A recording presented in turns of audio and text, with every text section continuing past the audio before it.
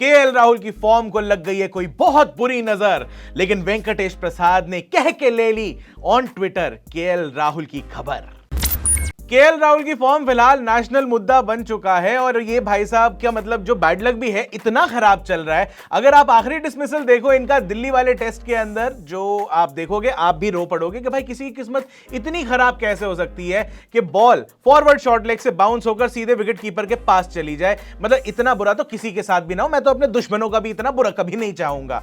लेकिन केएल राहुल इनका फॉर्म जो है ये मतलब हम तो कोई देख नहीं पा रहे हैं, फिलहाल इतनी खराब चल रही है। बहुत से ऐसे लोग हैं जो पीछे विंग्स में वेट कर रहे हैं अपने मौके का, सरफराज भी हैं, रहाने भी हैं और न जाने कितने और लोग हैं। पृथ्वी शॉ भी डोमेस्टिक में जो परफॉर्म कर रहे थे उनको बाद में टेस्ट के अंदर भी मौका मिल सकता था, क्योंकि भैया डोमेस्टिक में फर्स्ट क्लास में भी उनका करियर अच्छा चल रहा था। लेकिन नहीं, ऐसे कैसे मौका दे देंगे, यही दिक्कत चल रही है। और वेंकटेश प्रसाद पिछले काफी दिनों से अपने ट्विटर के ऊपर जो केएल राहुल की ऐसी की तैसी, मतलब एक तरफ टीम इंडिया कर रही है औसी की तैसी और एक तरफ वेंकटेश प्रसाद साहब पैरेलल एकदम होकर ट्विटर पर ऐसी की तैसी कर रहे हैं केएल राहुल की। साथ में ये बोलते हैं कि मैं हेटर नहीं हूं केएल राहुल का, लेकिन फिर भी ये कहते हैं कि भाई इस बंदे को फिलहाल टीम से हर हाल में बाहर जाना चाहिए। अब ये मत पूछना मुझसे कि वेंकटेश प्रसाद कौन है। अगर पता नहीं, धरती पे नहीं रहते हो, मार्स पे रहते हो या आपका क्रिकेट से कोई वास्ता नहीं है, तो आपके लिए बता देता हूं, इंडिया के फॉर्मर क्रिकेटर रह चुके हैं, इंडिया के फॉर्मर कोच भी रह चुके हैं। तो वेंकटेश प्रसाद साहब अगर कुछ कह रहे हैं तो बहुत ही सोच समझ कर कह रहे होंगे, और कुछ तो उनका भी क्रिकेटिंग एक्यूमेन है ना, यानी कि कुछ तो सोच समझ वो भी रखते हैं, जानते हैं क्रिकेट के बारे में, तभी कुछ कह रहे हैं। तो ये मैं आपको कुछ ट्वीट्स उनके बताता हूं, क्योंकि उन्होंने बहुत सारे स्टैट्स के साथ कई और प्लेयर्स का नाम लिखते हुए कहा है कि भैया इनको मौका कब मिलेगा। उन्होंने सबसे पहले तो ये एक थ्योरी डिबंक करी है, क्योंकि रोहित शर्मा ने प्रेस कॉन्फ्रेंस के अंदर बोला था कि केएल राहुल जो है ओवरसीज बहुत अच्छा खेलते हैं, लॉर्ड्स में उन्होंने सेंचुरी बनाई थी उसको याद दिलाया गया, कहते हैं ओवरसीज में उनकी सेंचुरीज हैं, ये है वो है। तो उस चीज को डिबंक करते हुए वेंकटेश प्रसाद साहब ने ट्वीट करते हुए जो केएल राहुल के होम एंड अवे वाले जो स्टैट्स हैं उनको शेयर करा है।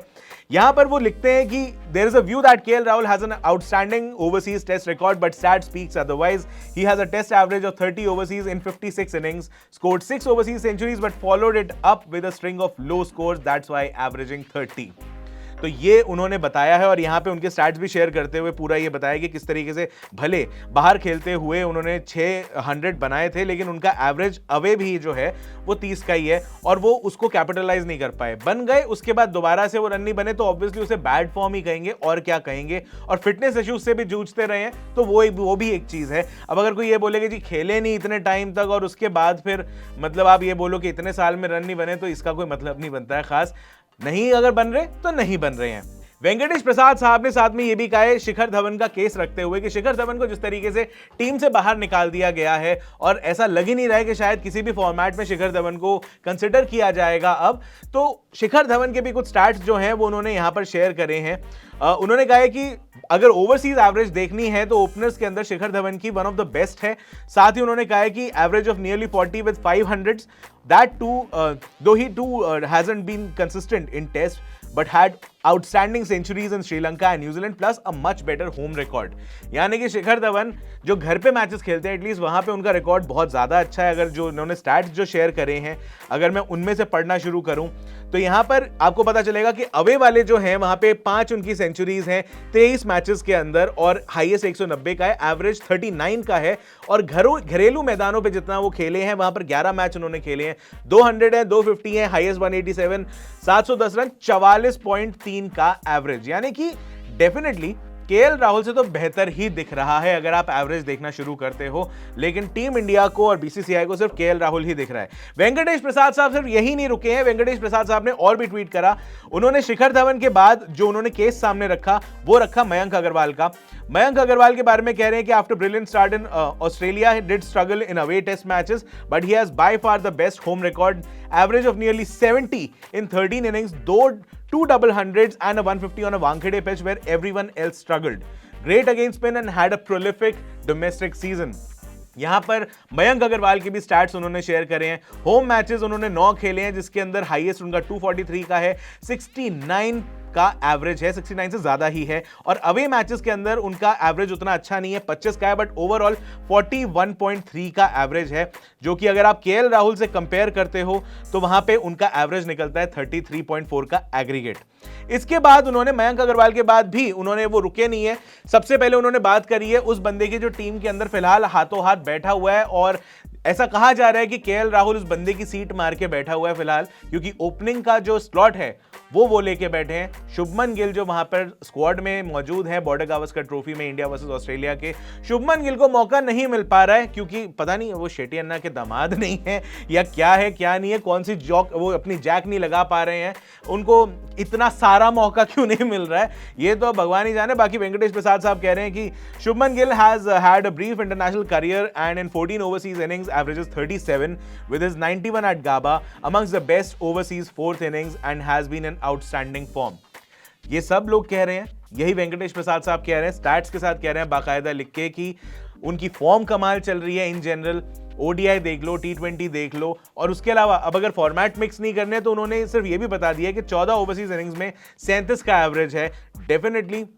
और गाबा पे जहां पे मैच बचाया था, जो इतने दिनों से हम बात कर रहे थे कि टूटा है गाबा का घमंड और ये सारी एक्साइटमेंट जो थी ये सारी की सारी डाउन द ड्रेन जा चुकी है, क्योंकि शुभमन गिल को वो वाला मौका, वो वाला करतब जो दोबारा दोहराने का मौका है वो मिल ही नहीं रहा है। यहां पे केएल राहुल को ही जबरदस्ती खिलाया जा रहा है और बिठाया, रेस्ट भी नहीं कराया जा रहा अगर टीम के अंदर है तो। शुभमन गिल पर ही नहीं रुके वेंकटेश प्रसाद साहब, ये रुक ही नहीं रहे हैं इतने दिनों से।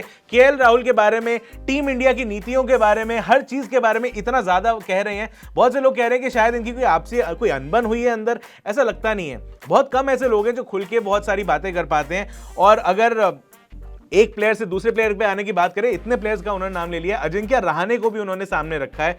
उन्होंने कहा है कि ओवरसीज परफॉर्मेंस अगर क्राइटेरिया है तो अजिंक्य रहाणे भले आउट ऑफ फॉर्म है और थोड़ा बहुत इनकंसिस्टेंट भी हुए, ड्रॉप हुए, सब हुए, लेकिन उनका अभी one of the best overseas test record है, 40 का overseas, averaging over 40 overseas in 50 test matches. तो उनका भी एवरेज जो है डेफिनेटली केएल राहुल से तो ज्यादा ही दिख रहा है। 38.5 का एग्रीगेट उनका टेस्ट एवरेज है, बाकी 40 से ज्यादा का अवे एवरेज, जहां पे 50 उन्होंने मैचेस खेले हैं, 8 सेंचुरीज मारी हैं, 147 उनका हाईएस्ट है, और होम रिकॉर्ड भी बहुत अच्छा है। थोड़ा सा मतलब केएल राहुल के अगर मुकाबले करें तो शायद उतना आ सकता है, थोड़ा बहुत इनकंसिस्टेंट है, बट एनीवे क्या इतने मौके मिले हैं जितने केएल राहुल को मिल चुके हैं, या बार बार उनको छोड़ा जा रहा है? ये वही कप्तान है जो विराट कोहली वापस चले गए थे, इन्होंने ऑस्ट्रेलिया के अंदर वो जो टूटा है गाबा का घमंड, वो तोड़ने के लिए यही कप्तान वहां पे खड़ा हुआ था। 32 मैच में होम रिकॉर्ड इनका ये कहता है कि 188 इनका हाईएस्ट है और 35 से ज्यादा का एवरेज है। तो क्यों इन सारे लोगों को एक ही दम छोड़ दिया गया है, इनको मौका क्यों नहीं मिल रहा है? ये सारे सवाल जो है वेंकटेश प्रसाद साहब पूछ रहे हैं। अब कई लोग उनको बोल रहे हैं कि नहीं नहीं आप ऐसा मत करो, वैसा मत करो। पहले भी वेंकटेश प्रसाद साहब ने एक ट्विटर पे आजकल वो चल रही होती है ना, आपस में बीफ चल जाती है, या क्या कहते हैं क्या नहीं कहते हैं, आपस में भिड़ जाते हैं लोग, ये बड़ा हिप हॉप वाला टर्म था। लेकिन आकाश चोपड़ा जी के साथ उनका थोड़ा सा ऐसा कुछ होने लगा था, बट वो संभल गया, ऐसा वरना मामला बहुत ज्यादा बढ़ सकता था। उन्होंने कोई बात कही थी कि भैया, उन्होंने केएल राहुल की फॉर्म के बारे में बात कही थी कि अच्छा नहीं कर रहे, ये नहीं कर रहे, वो नहीं कर रहे, और चलते मैच में गई थी। तो उसके बाद आकाश चोपड़ा साहब ने ट्वीट करके उनको जवाब दिया था कि वेंकी भाई टेस्ट चल रहा है, कम से कम इतना तो इंतजार कर लेते कि मैच खत्म हो जाता, दोनों इनिंग्स खत्म हो जाती। और उन्होंने कहा कि भैया आपके ट्वीट की टाइमिंग अच्छी नहीं थी। तब वेंकटेश प्रसाद साहब ने आकाश चोपड़ा साहब को रिप्लाई करते हुए कहा कि इट डजंट मैटर आकाश, मुझे फर्क नहीं पड़ता है कि मैं अभी बोलूं या बाद में बोलूं, फेयर क्रिटिसिज्म है। अब वो भले दूसरी इनिंग्स के अंदर 50 भी बना दे या कुछ भी कर दे, इससे फर्क नहीं पड़ता है। मैच जो है यहां पे वो बस इतना ही कह रहे हैं कि इससे कोई फर्क नहीं पड़ता है, क्रिटिसिज्म जरूरी है। और केएल राहुल का ओवरऑल फॉर्म जो है वो तभी तो बनेगा यार जब वो लगातार अच्छा परफॉर्म करेंगे। साथ ही साथ तंज कसे, इसे तंज कहेंगे या क्या कहेंगे, लेकिन आखिरी लाइन में उन्होंने बस ये लिख दिया कि best wishes for your lovely videos on YouTube, I do enjoy them. अब इसे अगर आम भाषा में हम बोलने लगे तो एक वो होता है ना, ए चल निकल निकल, वैसा वाला कि भाई तू अपना काम कर, भाई तू यूट्यूब पे वीडियो बना, मेरे को ज्ञान मत दे। या तो ये उस टोन में बोला गया है, या फिर जेन्युइनली वैसे ही बोला गया है कि भाई देखो आप जो कर रहे हो बहुत बढ़िया कर रहे हो, लेकिन मैं जो कह रहा हूं मेरी बात बिल्कुल सही है, आप अभी बीच में मत आओ। या तो उस लिहाज से बोली गई है। कैसी बोली गई है? वेंकटेश प्रसाद साहब को जो केएल राहुल के अभी भी फैंस बचे हुए हैं थोड़े बहुत, वो लोग कह रहे हैं कि भैया ये बंदा बुली कर रहा है इस टाइम पे, या तो इसके आईपीएल के कॉन्ट्रैक्ट चले गए हैं या बीसीसीआई के साथ कोई फड्डा है। अब ये है या नहीं है, लेकिन बंदा बोल तो सच रहा है है कि नहीं? कोई ऐसा छोटा मोटा गली क्रिकेटर तो है नहीं। आप एक बार को हम लोग को भी बोल देते हो भाई तुम क्या जानते हो, बल्ला पकड़ा है कभी? छोड़ दो वो सारी बातें, उन्होंने बल्ला भी पकड़ा है, उन्होंने बॉल भी पकड़ी है, उन्होंने अच्छे अच्छे के किल्ले उखाड़े हैं, है ना? इंडिया के लिए खेले हैं, वो कोई ऐसा मजाक का काम नहीं है, इंडिया को खिलाया भी है, सिखाया भी है। ऐसे बंदे की तो सुनी जा सकती है। लेकिन आप क्या कहते हो, वेंकटेश प्रसाद साहब के जो इतने तीखे कमेंट्स हैं, ये सही हैं या नहीं हैं? क्या वो केएल राहुल के बारे में जो ओपिनियन कह रहे हैं कि भैया ये अभी आईपीएल छोड़े और काउंटी जाए खेलने के लिए, अपनी फॉर्म के ऊपर काम करे, वो सही है या नहीं है? क्या आपको लगता है वेंकटेश प्रसाद का बहुत ज्यादा हो रहा है, वेंकटेश प्रसाद साहब का? आप मुझे बता सकते हो, नीचे कमेंट्स में बता सकते हो, या फिर मुझे आप मेरे इंस्टा डीएम पे भी कर सकते हो। मेरा हैंडल है @abhi_manchanda_। सारी बातें जो भी है यहाँ कमेंट्स में भी हो सकती है, मेरे डीएम में भी हो सकती है। बाकी आपको फॉलो भी कर लेना है @abp_uncut जो हैंडल है, ना सिर्फ इंस्टाग्राम पे बल्कि फेसबुक पे भी फॉलो करना है, यूट्यूब पे सब्सक्राइब भी करना है। ये सारे काम कर लेना है आपको। मैं हूं अभिषेक, आप देख रहे हो अनकट।